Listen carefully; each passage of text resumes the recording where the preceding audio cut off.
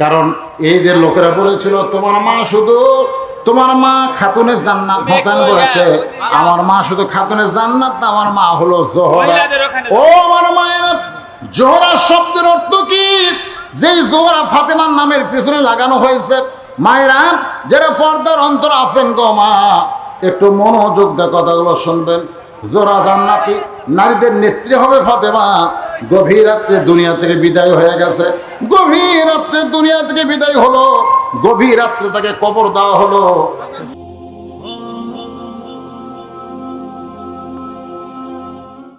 আমার মায়েরা গো শোনেন, গভীর রাত্রে হযরত আলী ফাতেমাকে জান্নাতুল বাকির মধ্যে দাফন করার পর, ও মা শোনেন, দাফন করার পরে আল্লাহর কাছে বলতেছে আল্লাহ দুনিয়ার জীবনে আমি ফাতেমাকে তেমন কিছু দিতে পারি নাই। আসলে ফাতেমা এত কষ্টের মধ্যে জীবন অতিবাহিত করেছে, তারপরেও স্বামীর বিরুদ্ধে কোনো অভিযোগ করে নাই। একদিন গভীর রাত্রে হযরত আলী ঘুম থেকে চেতন পাইছেন। চেতন পাওয়ার পরে দেখে ফাতেমা ঘরের মধ্যে নাই। মায়েরা শোনেন একটু মনোযোগ দিয়ে, ফাতেমা ঘরের মধ্যে নাই। কোথায় গেল ফাতেমা? দরজা থেকে তাকায় দেখে মরুভূমির ভিতরে কালো চাদর মাথা দিয়ে খুব জোরে জোরে ফাতেমা হাঁটতেছে। হযরত আলী পিছনে নিরাপদ দূরত্ব বজায় রাখে। কোথায় যায় ফাতেমা? একটু দূরে গিয়ে দেখে আল্লাহ রাসূল যেই ঘরে ঘুমায় সে ঘরে জানলার পাশে ফাতেমা করুণ স্বরে ডাকতেছে, বাবা আমার মা খাদিজা যদি দুনিয়াতে জীবিত থাকতো, বাবা আমার বড় শরম, আমি আপনার কাছে আসতাম না, কিন্তু আমার মা খাদিজা দুনিয়া থেকে বিদায় নিয়েছে। এই জন্য গভীর রাত্রে আপনার জানলায় সঙ্গে সঙ্গে ফাতেমার জন্য আল্লাহ রাসূল দরজা খুলে দেয়। ফাতেমা বলতেছে, বাবা একটু কষ্ট করে আপনি বাতি জ্বালান গো। আল্লাহ রাসূল বলে, ফাতেমা বাতি জ্বালান লাগবে না, স্বামীকে ঘরের মধ্যে রাইখা তুই যখন একা একা আমার ঘরে ঢুকছিস, বল কি বলতে চাস? ফাতেমা বলে, বাবা একটা বার কি আপনি বাতি জ্বালাবার পারবেন না? নবী আমার গভীর রাত্রে ঘরে যখন বাতি জ্বালায় দেয়, ফাতেমার দুইটা হাত নবীর সামনে বাড়ায়। রাসূল তাকায় দেখে যেভাবে দুইটা হাত বাড়াইছে এটা নেওয়ার জন্য না, নেওয়ার জন্য হাত বাড়াইলে এইরকম করে হাত বাড়াবে, কিন্তু হাতটা যখন এইভাবে বাড়াইছে রাসূল বুঝতে পারলেন এই দুইটা হাত তো নেওয়ার জন্য না, এই দুইটা হাত হলো দেখানোর জন্যে।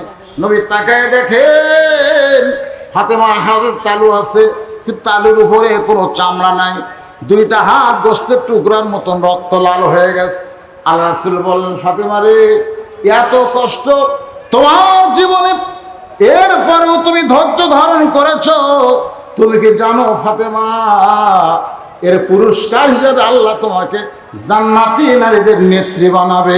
জোরে কোন সুবহানাল্লাহ।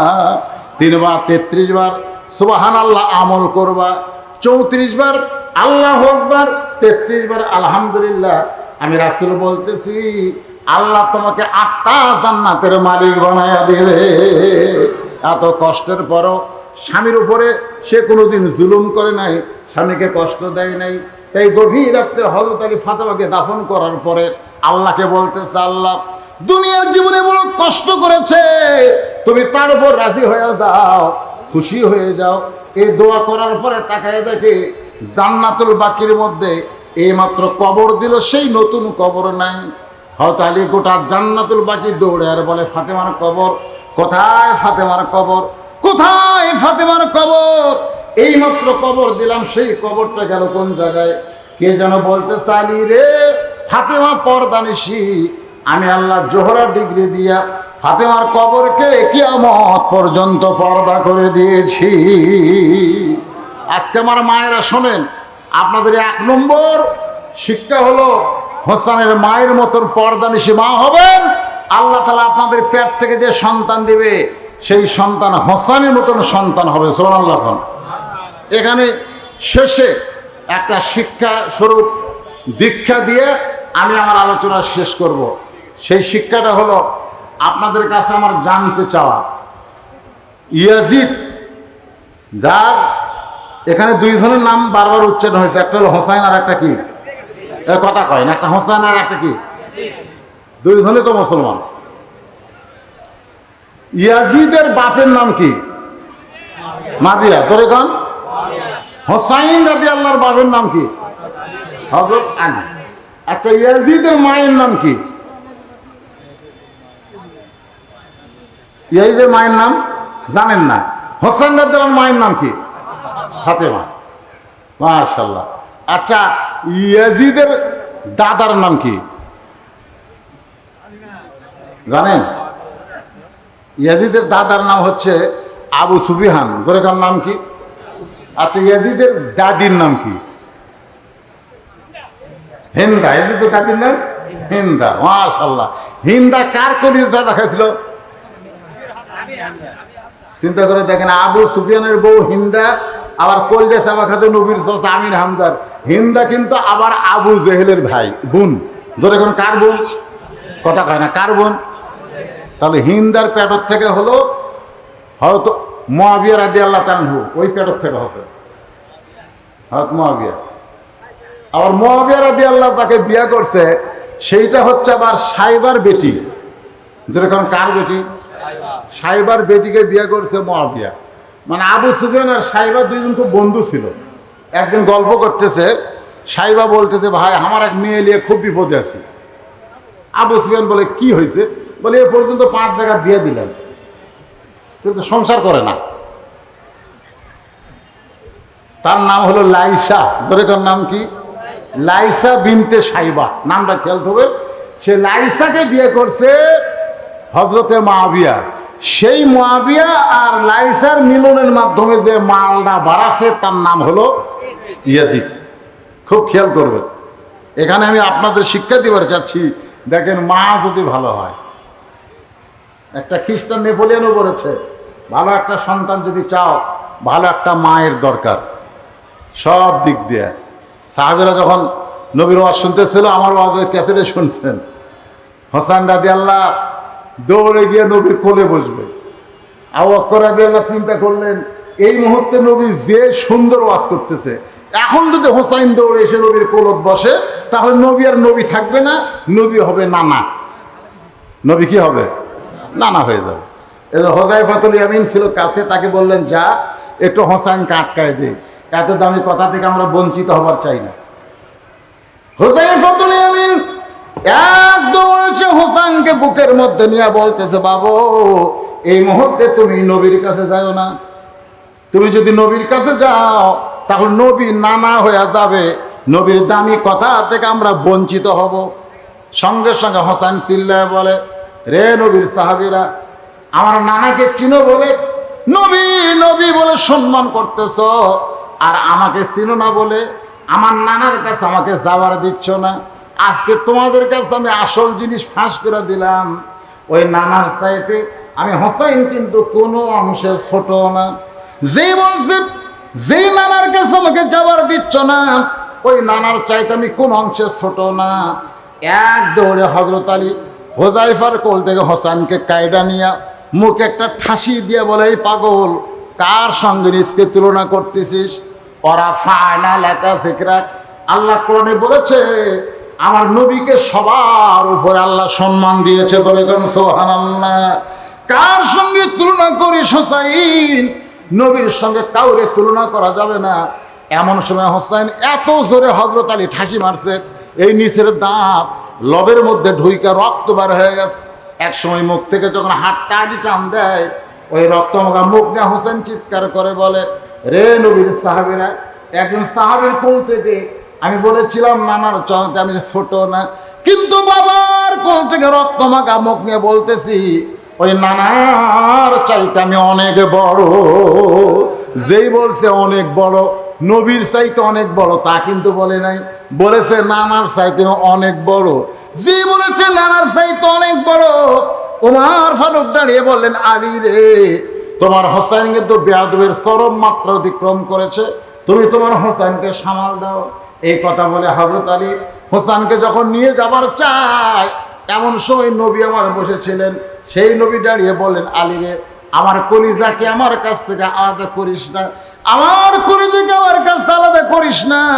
এই কথার মধ্যে বড় কঠিন কথা রয়েছে, আমার কলিজাকে আমার কাছ থেকে আলাদা করিস না। হোসেনকে যারা শহীদ করেছে, তারা আল্লাহ নবীর কলিজার মধ্যে হাত ঢুকাইছে। ধরে কোন সুবহানাল্লাহ। হযরত আব্দুল ইবনে আব্বাস স্বপ্নে দেখেন রক্তের একটা বোতল নিয়ে নবী দৌড়াদৌড়ি করতেছে।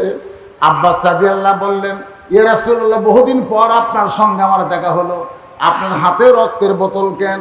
আল্লাহ নবী বললেন, আমার হোসেনের রক্ত এই বোতলের ভিতরে। নানা ধরনের কথা রয়েছে। নবী বললেন, আমার কলিজাকে আমার কাছ থেকে আলাদা করিস না। আলী হোসেনকে সাইডা দিলে এক দৌড়ে নবীর কাছে যায়, যা বলতেছে, না না, আমার উপরে তুমি মন খারাপ করেছো। আল্লাহ রাসূল বলে, এই কথা ঘরের মধ্যে একলাই যদি আমাকে বলতি, নানার চাইতে কোনো অংশে ছোট না, আমি কিছুই মনে করতাম না। এই কথা ঘরের মধ্যে যদি বলতি, নানার চাইতে অনেক বড়, আমি কিছুই মনে করতাম না। কিন্তু এতগুলো সাহাবীর মধ্যে এই কথা তুই কেমনে বললি ভাই?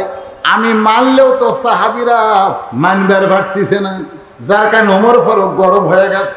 হোসেন বলতে, না না, আমিও বুঝতে পেরেছি এতগুলো সাহাবীর সামনে বলার কারণে তুমি মনে কষ্ট পাইছো। ও না না, আজকে তোমার কাছে আমার এক নম্বর প্রশ্ন হলো, তুমি যদি আমার চাইতে বড় হও, তাহলে তুমি বলো তো তোমার বাপ বড় না আমার বাপ বড়? একটাবার চিন্তা করে বলো। রাসূল চমকে গেলেন, আমার বাবা আব্দুল্লাহ জান্নাত পাবে কি পাবে না তার কোনো গ্যারান্টি রাসূল দিবার পারবো না। কে হোসেন এবং হযরত আলী শুধু জান্নাত পাবে না, এই দুনিয়াতে 10 জনকে জান্নাতের সার্টিফিকেট দেওয়া হয়েছে, তার মধ্যে 4 নম্বর হযরত আলী। রাসূল হোসেনের কবরে চুমা দেয়, বলে, হোসেন রে, আমার বাবা আব্দুল্লাহর চাইতে তোমার বাবা আলী অনেক বড়। হোসেন বলতেছে, নানা, তাহলে আপনি স্বীকার করলেন বাবার দিক দিয়ে আমি বড়। এখন বলেন তো নানা, আমার মা আর আপনার মা, এই 2 জনের মধ্যে কার মা বড়? আল্লাহ রাসূল বললেন, আমার মা আমেনা জান্নাত পাবে কি পাবে না এই গ্যারান্টি আমি নবী দিবার পারতেছি না। কিন্তু হোসেন ফাতেমা শুধু জান্নাত পাবে না, জান্নাতি নারীদের নেত্রী হবে। আমার আমেনার চাইতে হোসেনের মা ফাতেমা অনেক বড়। হোসেন বলে, না না, তুমি স্বীকার করলা মায়ের দিকে আমি বড়। আমার 3 নম্বর প্রশ্ন হলো, নানা, এখন বলো তো আমার নানা বড় না তোমার নানা বড়? বলো তো নানা, এই 2 জনের মধ্যে কার নানা বড়? ওমর ফারুক দৌড়ে এসে ওই রক্তমাখা হোসেনকে বুকের সঙ্গে নিয়ে বলে, আলী রে, আমি মূর্খ ওমর, কি বলেছি? তুমি জ্ঞানী ও আলী হইয়া এই মুখের উপরে তুমি কেন ঠাসি মারলা? হোসেন রে, তোমার নানার নানা ওয়াহাব জুহুরিকে দুনিয়ার কেউ চিনবে না, কিন্তু হোসেনের নানাকে স্বয়ং আল্লাহ করেছেন ঘোষণা, ওয়া ইন্নাকা লাআলা খুলুকিন আযীম। হোসেন বলে, নানা গো, তোমার সাহাবীদের সামনে এখন বলো, নানার দিক দিয়ে যদি আমি বড় হই, বাপের দিক দিয়ে যদি আমি বড় হই, মায়ের দিক দিয়ে যদি আমি বড় হই, তাহলে কোন দিক দিয়ে তুমি আমার চাইতে বড়? আনাস ইবনে মালিক বলে, ইয়াজিদ, কার মুখে লাঠি ঢুকায় দে, কাকে তুই তিরস্কার করিস? তুই হোসেনকে চিনিস না ইয়াজিদ, একদিন তুই ধ্বংস হয়ে যাবি, তোর অস্তিত্ব থাকবে না। কিন্তু যে হোসেনকে তিরস্কার করলি, দুনিয়া থেকে তাকে বিদায় করে দিবার পারলি, কিন্তু মুসলমানের ভালোবাসা থেকে, কলিজা থেকে তাকে কোনোদিন বিদায় করতে পারবি না। সাল্লাল্লাহু। আনাস রাদিয়াল্লাহু যে কথা বলেছে, কথার মধ্যে শিক্ষা আছে না নাই? জোরে কার আছে না নাই? আজকে ক্ষমতার সিয়ের হয়ে ভালো মানুষগুলোকে হত্যা করে তুই মনে করতেছ তুমি বিরাট কিছু হয়ে গেছো। ক্ষমতা যখন থাকবে না, দুনিয়া থেকে যখন বিদায় নিবে, তখন মানুষ ঘৃণ্য ভারে ইয়াজিদকে যেমন ঘৃণা করেছে, কিয়ামত পর্যন্ত যারা ইয়াজিদের ভূমিকা পালন করবে তাদেরকেও মানুষ একই ঘৃণা করবে। আর হকের পক্ষে যাদেরকে হত্যা করা হবে, জেল জুলুম ফাঁসি দেওয়া হবে, তাদেরকে মানুষ কলিজার মধ্যে জায়গা দিবে, হোসেনের মতন কিয়ামত পর্যন্ত ভালোবাসবে। দরিকন কথা ঠিক কিনা? আবু হানিফা রহমতুল্লাহ আলাইহির নাম সবার জানা আছে, কিন্তু যিনি তাকে জেলখানায় হত্যা করেছে সে আবুল মনসুরের নাম কে জানে? আবুল মনসুরের নাম কেউ জানে? আব্বাসে খলিফা আবুল মনসুরের নাম কেউ জানে না, কিন্তু আবু হানিফার নাম সবার জানা আছে না? জোরে কথা কন না কেন?